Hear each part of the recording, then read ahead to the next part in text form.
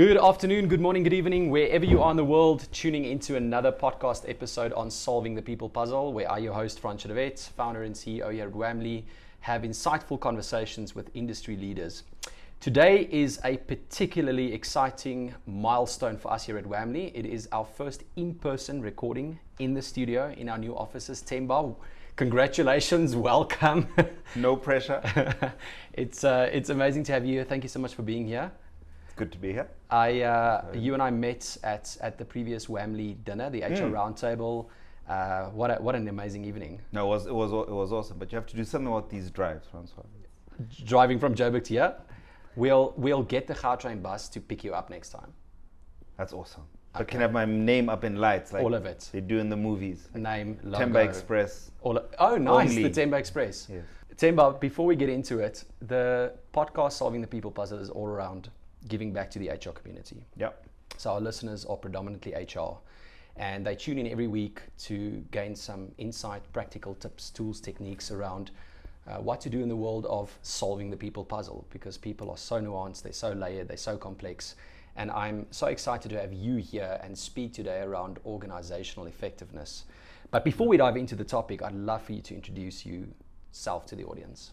Oh, wow. So I'm Themba Chakela.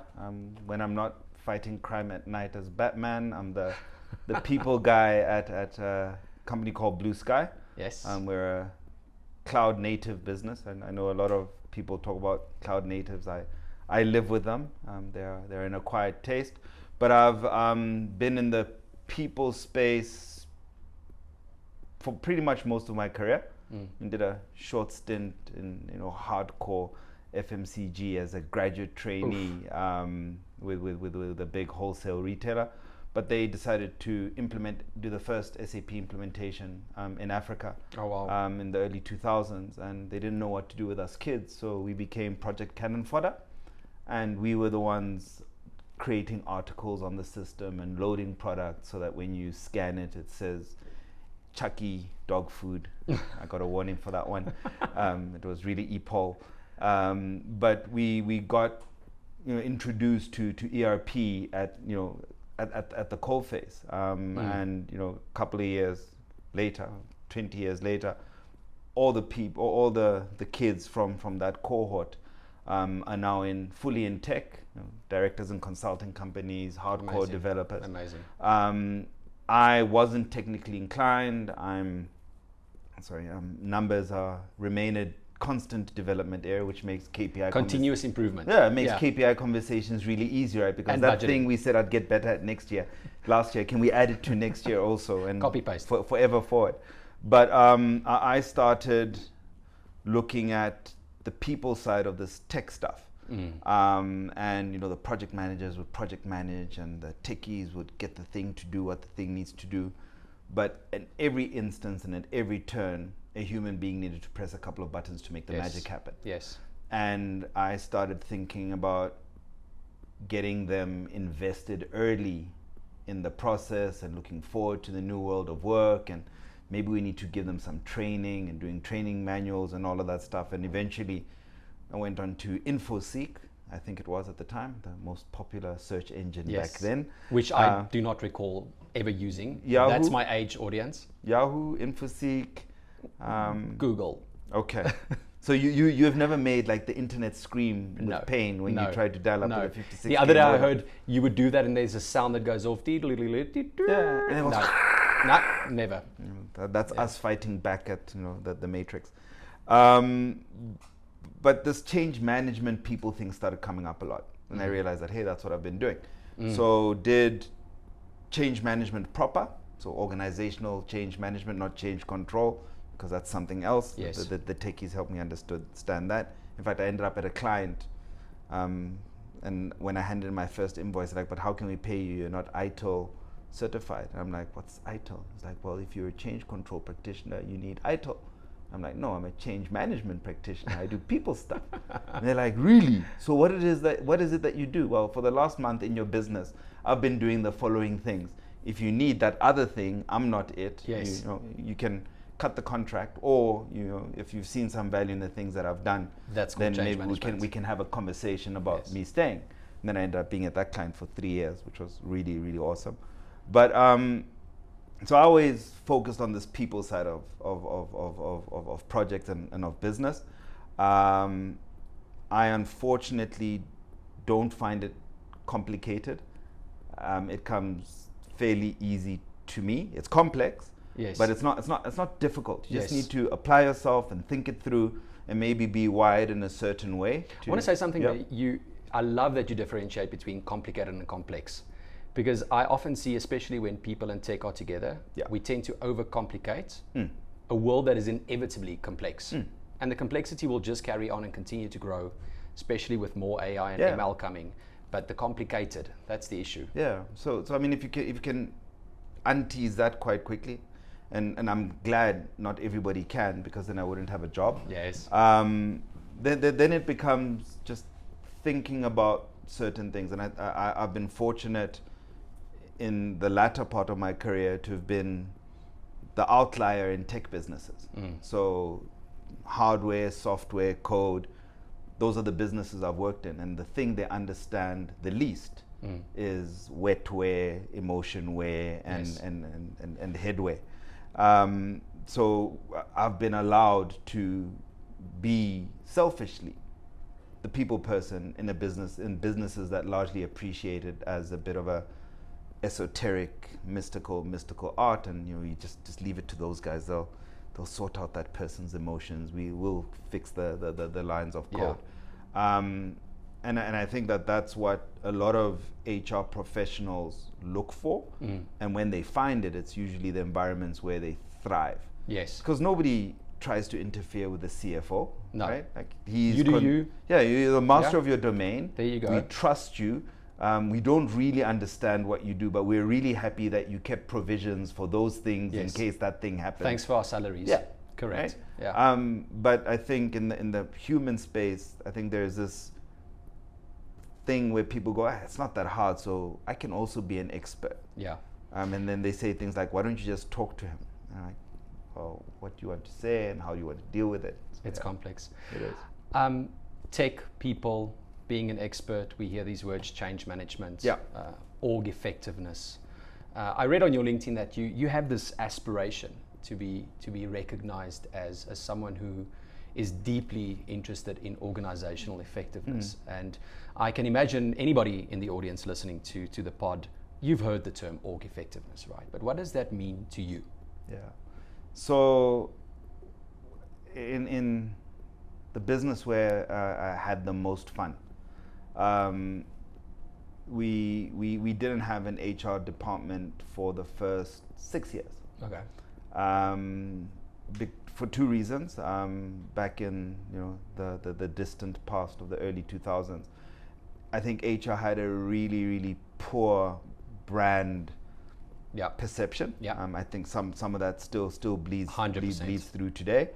And I was doing people stuff in an agile startup company. We know it's agile and startup now because those words exist. We didn't know what it was then. It was just back then. It was chaotic. It was work. Yes. And we had to sense, make, and move, and it was quick. Yeah. And we, if we took 10 minutes to make a decision, that was too long. So that decision didn't need to be made today, and we'd move on to the next one.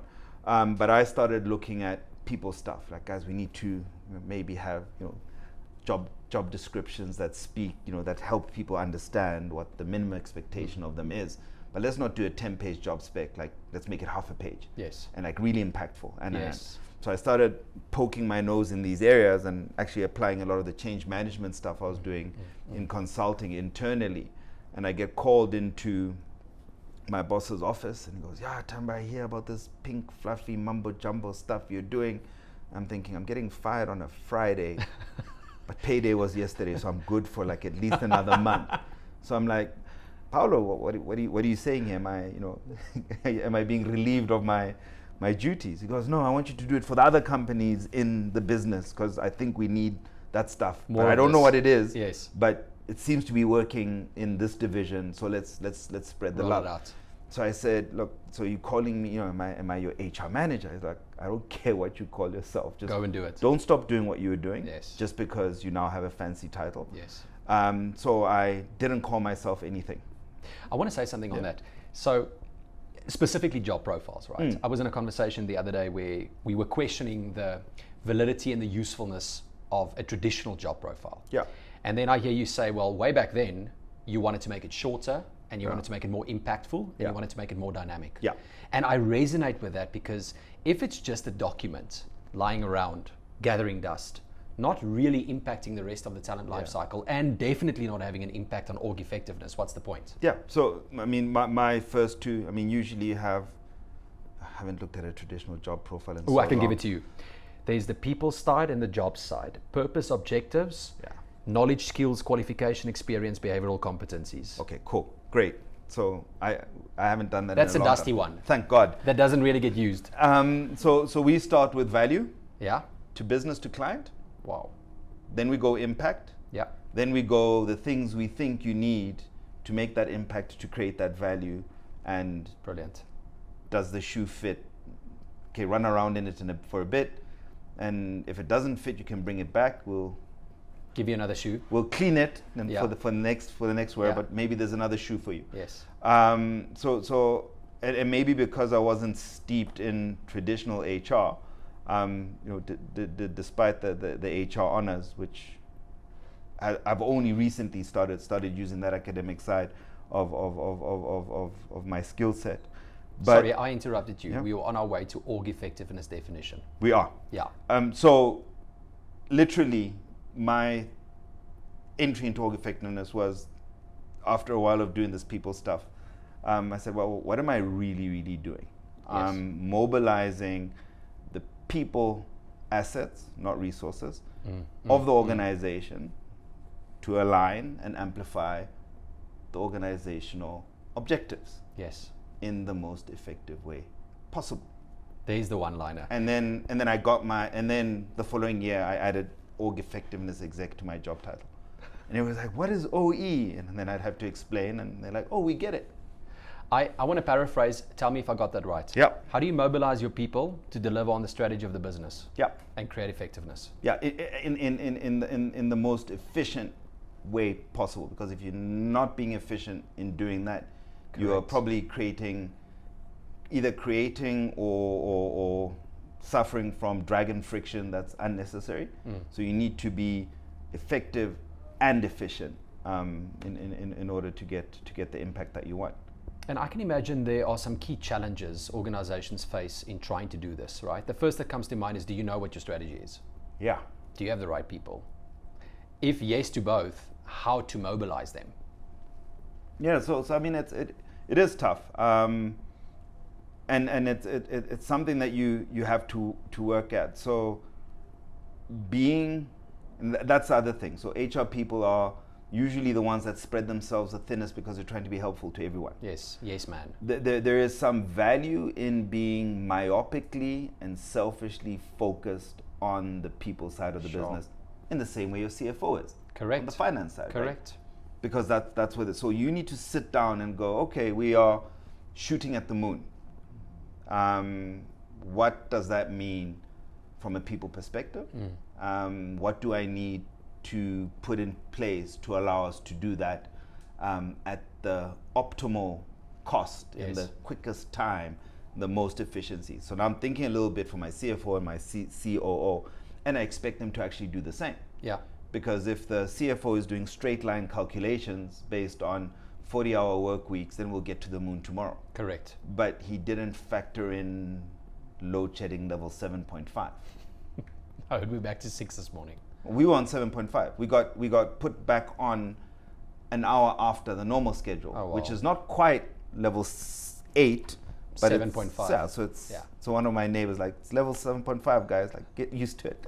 South African resilience at its best. Absolutely. So you need to make sure that you are adding value, and that's real work, because you're not starting the race at the same blocks as all these maybe better understood disciplines. You're maybe half a length back. Yeah. You have to do quite a bit of work to get to the starting blocks. Like we talk about owning a seat at the table.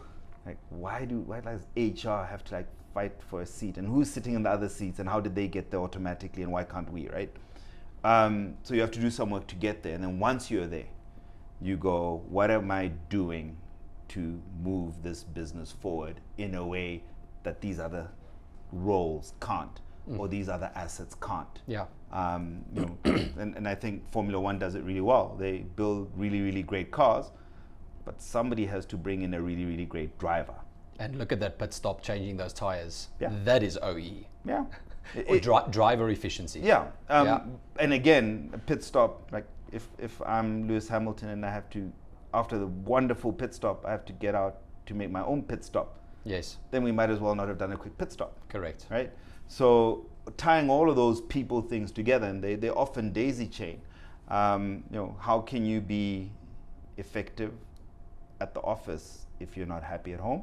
Sure. And what is the impact there? And what pressure does the workplace put on you so that you aren't happy at home? And does this thing feed itself? Yes. And it's a downward spiral unless you break it somewhere. So, you know, it goes from individual to team to business unit to org, and each one has its own, you know, it's like those Matryoshka dolls. 100%. They're all layered, connected. Yeah. The one influences the other. What do you think are some challenges on a practical level that organizations are facing who aren't able to mobilize their people? Identifying the knot that needs to be undone. Like that's really hard. Like, right? where are we stuck? Yeah. So, conversation I had when I started this current role, and I'm 2 years in, so I think it's going fairly well, was churn. Right? So our churn is not great. Staff turnover. Yeah. Yeah. Staff turnover. So Themba fixed the churn. So I say, cool. That's an outcome. Yeah. Of so I go do a whole lot of other things. So Matt put me, Themba, what are you doing about the churn? Nothing. But I'm fixing engagement, I'm fixing enablement, I'm fixing these processes. We don't have any policies longer than 4 pages long. Fantastic. They're all in plain English. We have the scaffolding that we need to build out clarity in terms of career development, and not quite leveling and grading yet, because we don't actually need that right now. We need to build certainty at a transactional level. We'll get to tactical later and strategic in year 3. Yeah. But I brought you in to do culture and employee engagement. I'm like, yeah, we're getting there. We're getting there. There were some things under the hood that weren't quite there yet. So I think the first challenge is to find the knot, and there will be many. And then you find the ones that's almost like Candy Crush. You find the ones that will, if you unlock that one, it unlocks as many others as possible, and then your work becomes easy. And I've often seen that we overcomplicate that. Yeah. At times, the knot is a real obvious thing, like Yeah. travel or my home or my mental health is not obvious or easy to change. But I mean, if an employee has got psychological safety, our previous pod episode was around this, and you know this, to continue to ignore it is not going to untie that knot. The working environment, clarity around my job, understanding what is required, how am I measured. And, these are all, I don't feel competent in my role.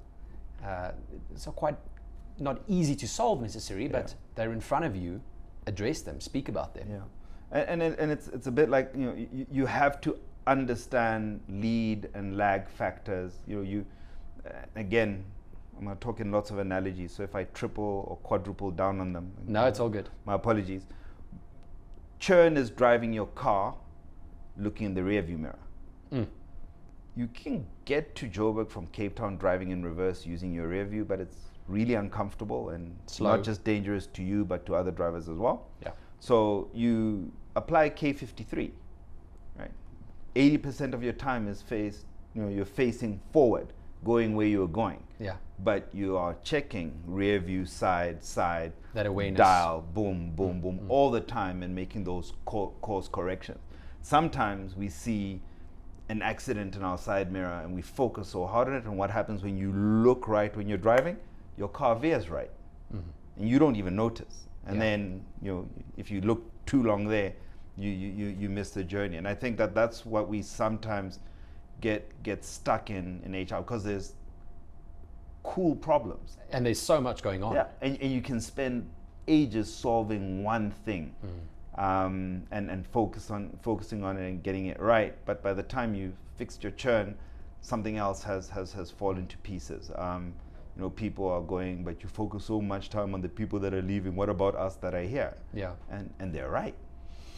Now, in your opinion and in your experience, if an organization wants, or someone in the listeners wants to focus on OE, and there is so much to do, yeah, where can we start? Sure. Again, it's probably the furthest place from where an HR person wants to start. You got to start with the data. You have to understand what the numbers, the vibe, the feeling is saying, and use that as your starting point. And that's where I made the quip earlier that Anona's in HR hadn't been fully utilized up until maybe a couple of years ago. But you have to understand what makes up that indicator, and then tie it back to the well understood love language of business. Yes. That your CFO, COO, and CEO probably speak. So I talk about HR in ways that resonate with them. That might be a little bit foreign if I was just having an HR conversation. But that is often a disconnect I see. Yeah. And there's always this question or this ask or this task for HR. You need to understand the business. You need to understand how we make money. You need to understand your line managers. Like, you're called a business partner for a reason. It's not just about being stuck in HR or being stuck in your processes or your policies that you said earlier, but really understanding how do we make money? Yeah. And then what is the people element involved in that? How do I support that, attract it, retain it, which will ultimately decrease the churn if I get some of those elements correct. Correct. It should. Yeah. And it might not, but it could have been a lot worse if you'd done nothing. Correct. And maybe that's my biggest HR mantra. Like, the easiest thing to do in the world is nothing. It's probably also the worst thing to do. When it comes to these items. So I hear you on this pressure on HR to become unlike themselves for the benefit of the clients that they serve. I'm going, and again, if there's any BlueSkyers listening to this, we're a do with function, not a do for function. Sure. Elaborate on that. So we will do people management with you. So we will guide you in how to have a crucial conversation. We'll help you talk somebody off the ledge. We'll enable a process that can create some wiggle room for somebody that's going a hard time. But we're not your savior. We won't do it for you. Yes. Right. I love that. And shifting a bit of that ownership back. Yeah, but you have to. Otherwise, and I mean, especially in the kind of business that we're in, we're growing double in terms of headcount year on year. Like, the people management function can't service everybody anymore. We've also doubled our management capability. Now, I look at organizations a little bit like a hamburger. You have, leadership is the nice bun you see from the top with the sesame seeds. Yes. Then you have the beef patty, juicy and thick, and that's your management layer. And then you have the bottom of the bun, which is your I hate the word rank and file, but anybody without a direct report. Yes. Right? Independent contributors and the rest. The salt of the organization. Now, if you pull your beef patty out, all you have is a sexy sandwich. It's not a hamburger. It's not a burger anymore. So I spend a lot of time building the capability, people muscle. Yes. In the management layer, so that I don't get somebody punching somebody in the face, and then I have to go to the CCMA. I'm going, don't punch them in the face.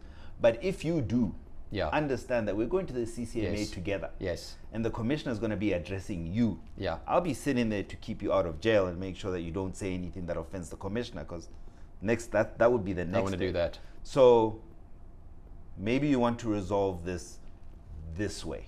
I love that, because often HR is also seen as come and fix this or deal with a problem that I don't want to deal with. Yeah. But in actual fact, there's an upskill and a knowledge sharing that can happen on that level, Yeah. where we're enabling you to understand the why, the consequences, and how better to deal with it. Yeah. Which, if you think about it, is just general good people skills, right? Yeah. I mean, that conflict handling or resolution or consequence management conversation, you could apply anywhere else in your life. Yeah. And if you don't have that, then why are you in management? Yes. Like, what gives you the right and the honor of influencing others if you don't have that muscle? Or you don't want to do it. Yeah, but then that's fine. We have a independent contributor technical career track. Go there. Be the best techie you can be. Yeah. But over here, you are successful through others, and that's So a cool. people thing, and we need to help you. That's great. We actually had a strat session 2 weeks ago, and we walked through everything else in the business, and we had this big debate about support services, enabling services, amplifying services, and the back end. So all different things used. Talk about HR, finance, and marketing. And for the people management piece, I just put up a picture of Alfred, Batman's butler. Yes. Whose surname is Pennyworth because he's worth every penny. Penny. And Alfred is not a slave, not a servant. He's a butler. He is Batman's conscience. He's his armorer. He fixes his car. Has stood in for Batman. Has fetched him when he's on fire. Yeah, all of these things. And I said, if people management was a person, that's who it would be. Be a butler. That's cool. And you would never disrespect your butler. No. You might disrespect a minion. Gru kicks them all the time. We've all seen the movies, what happens to slaves, and we know what a servant looks like, but that's not us. Mm-hmm. We're here to make sure that you guys are prime predator crime fighting machines. Brilliant. I love that. And I love Batman, by the way. I want to land the plane with a question connecting org effectiveness, people, and the tech environment. Yeah. Because we both share a similar environment.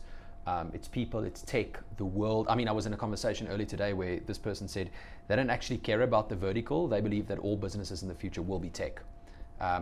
Bit of a bold statement, but I mean, you can see the rise of tech. I mean, it's every conversation, it's everywhere. Yeah. Does organizational effectiveness look different in the future, considering the massive momentum tech is gaining at the moment? I think so. And it becomes, I mean, you can just look at the pandemic, right, which forced Yes. us to get to work from home a lot quicker than we would have done on our own. Adopting new technologies. I mean, Whammy was born April 2020. Jesus, yeah, okay. Level lockdown 5. All right, so yeah, you now trump me because we just, at the company where I was at the time, we decided to do the biggest strategy pivot ever Oh, wow. the month before hard lockdown. And a big part of, I mean, there were obviously people impacts in that thing. And Yeah. I hadn't done that stuff virtually before. I'm very good at this conversation. Yes. But to help you understand that your options are limited with us going forward, when last week I was giving you all letters to allow you to move around to service clients during hard lockdown was tough. But I think the challenge shifts. So I do think that the kind of businesses, the kind of tech businesses, right, that we have now will probably look more like Whamley than they do, any of the big system integrators we have now. We are moving to true platform businesses. But with that, I mean, people are not going anywhere unless the AI has plans for us that we. People don't really change that much, right? No, they don't, and therefore the challenges remain consistent. How we deal with it and what we use as tools and Yeah. enablers, that will change. So how do you create personal connectedness in a platform business that spreads the globe? Yes. And maybe has a branch on the moon? Yes. Right, like that. That's Jeez, what a dream. that's a juicy people challenge, right? Yeah. What kind of policy do you determine when we're mining, minerals on Mars? Yeah. Like Virtually. Virtually, right? Or actually, nobody over the age of 8 is allowed to get that job because by that time their hand-eye coordination is gone. So now we have job openings for 5 to 8 year olds because they play games all the time. That's brilliant. And they have a stamina that we don't have anymore. And an excitement and a curiosity. Yeah. It's like that mine in Oz that's run remotely by gamers. They control all the heavy equipment as if it was a sim. And they make less mistakes than hardcore grizzled vets. So I do think it'll pivot. What we have to do is continuously be in the water on our surfboards, looking at the waves. That K53. Yeah. Yeah. Like and is that a real wave? Yes. And maybe ride a fake one and go, okay, that one was fake, but I'm back here really, really quickly because there comes the big one. Yes. And surveying and scanning the horizon will probably be the org effectiveness skill of the future. Whereas currently I think we're a little bit down in the trenches and maybe peeking up now and then, but we're going to have to be proper horizon watchers. Getting out of survival mode. And that means from an effectiveness perspective, you have to create redundancy and space and capacity for you to do those things. Yes. So as an HR professional, you can't do the heads down stuff anymore because you're going to miss the wave. And I always say that's exactly where the technology comes in. Yeah. Have the technology help you with some of the mundane, repetitive, admin intensive, looking down tasks so that you're in a position to be able to look up. Yeah. So I mean, one of my colleagues used to talk about disabusing ourselves of this thing that, having robotic expectations of human beings. Like let the robots robot. Let 100%. the humans human, and everybody will be happy. Yeah. Right. We will avoid the dystopian AI apocalypse by just making sure that AI does what AI does and people do what people do, and they don't clash. And they should be able to use each other. Right? Love it. So, I shamelessly use ChatGPT because it's easier 100%. to edit and adjust than it is to write from scratch. 100%. I always say nothing in this world is new in any way. True. And the qualifier on that, my wife is studying at the moment, and they, in their introductory classes, they were, there's always one in the class. So how will you know if I didn't use ChatGPT for all my assignments? Wrong question. And you know what the lecturer said with a deadpan? It's like, no, we put your assignment into ChatGPT and ask it, did you write this? And it won't lie. That's brilliant. Yeah, I actually heard ChatGPT can check itself now. Yes. Yeah.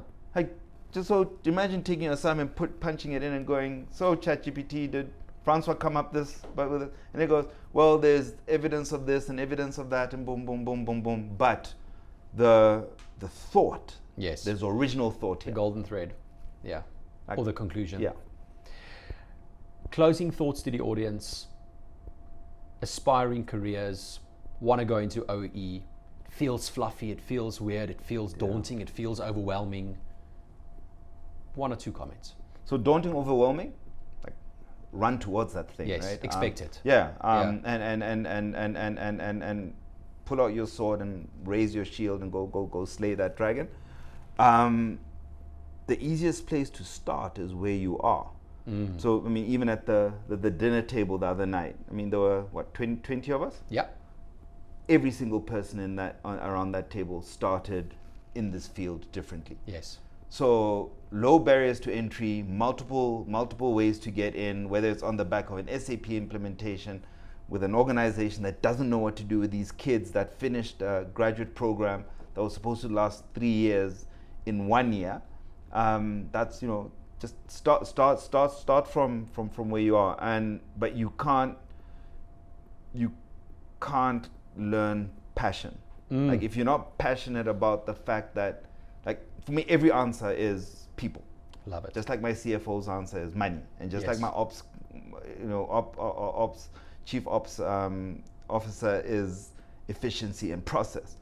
Like, you are like, Themba, like, what can we do here? No, I think we can find a people solution to this thing, and this is symptomatic of a people issue. And own it. Like, there's nothing wrong with that perspective, and it isn't any less valid than all the others. And if you can find a place, if you can find a place or organization that appreciates it, Yes. then get stuck in there, or do what you have done. Like, start your own place. Like, build your own houses, find new galaxies that you want to operate in, but there isn't enough, I think, passion in the field, right? And that means that we need a lot more, Whamleys that are cool and feel current.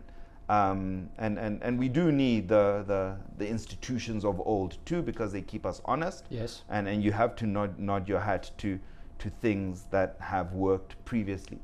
But this space is hugely exciting. Org effectiveness, my definition is different to the textbook one. I've had in my job title, I've taken out of my job title, but the true north, and you spoke about my end goal, is that when all is said and done, somebody must stand up at my eulogy and say that Themba contributed meaningfully to the discourse around people, and we understood what he stood for from the day he decided to stand for that thing. I love that. To the day he fell. I love that. I think passion and having that aspiration, having that end goal in mind around this is what I hope someone says about me. Yeah. One element. I think that's beautiful from a vision perspective and being clear around it. So I will continue to follow you in your journey. I want to thank you for being here. Thank you. Thank you for recording this with me. I mean, it was a beautiful conversation with so many golden nuggets. I know that the audience will find this valuable. So I appreciate you so much. Thank you so much. Thanks, Themba. Really appreciate you having me.